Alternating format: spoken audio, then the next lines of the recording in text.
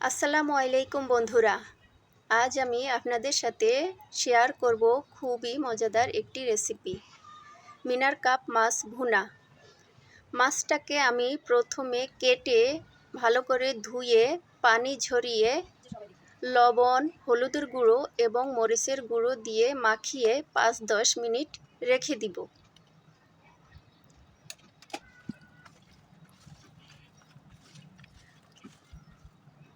5-10 minute রেখে দেওয়ার কারণ হলো মশলাটা তাহলে মাছের ভিতর ভালো করে ঢুকবে।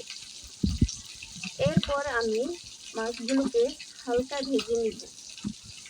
এই মাছটা যেহেতু অনেক বড় মাছ ছিল, সেহেতু মাছটাকে আমি হালকা ভাজবো। বেশি ভাজলে মাছটা শক্ত হয়ে যাবে, খেতে ভালো লাগবে না। একে একে সব কয়টা মাছ আমি ভেজে তুলে নিয়েছি। মাছের পেটে ডিম ছিল, সেই ডিমগুলো আমি ভেজে তুলে নিয়েছি।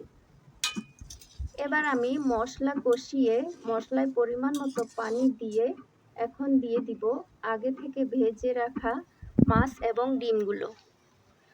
প্রথমে দিয়ে দিব মাছের ডিম।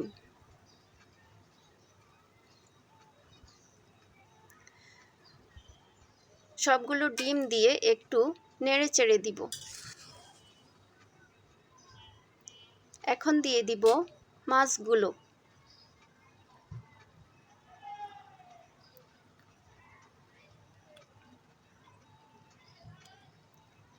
একে একে সব কয়টা মাছ দিয়ে দিব। এখানে আমি একসাথে অনেকগুলো মাছ রান্না করেছিলাম। আমার সেদিন বাসায় মেহমান আসছিল, মেহমানের জন্য এই মাছগুলো রান্না করেছিলাম। মাছের একটা ফুলকা ছিল, আমি সেই ফুলকাটাও দিয়ে দিয়েছি। এই ফুলকাটা আমার ভীষণ পছন্দের। আপনাদের কার কার এই ফুলকাটা খেতে ভালো লাগে জানাবেন কিন্তু। মাছগুলো সব দেয়া হয়ে গেলে এবার আমি একটু নেড়ে চেড়ে দিয়ে তারপরে ঢাকনা দিয়ে কিছুক্ষণ রান্না করে নিব।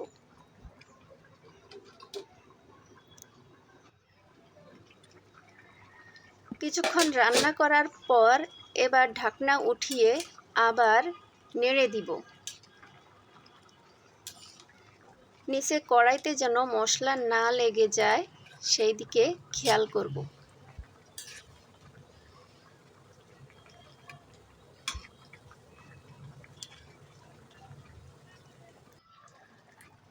এই পর্যায়ে দিয়ে দিব ধনিয়া পাতা কুচি।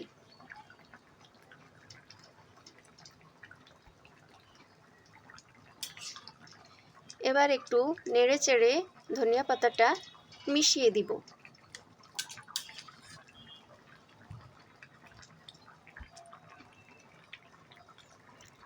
আরও কিছুক্ষণ রান্না করার পর মাছটা নামিয়ে নিব। ব্যাস, হয়ে গেল খুবই মজাদার একটি রেসিপি। ভিডিওটি ভালো লাগলে লাইক কমেন্ট করে পাশে থাকবেন। ধন্যবাদ সবাইকে। আল্লাহ হাফেজ।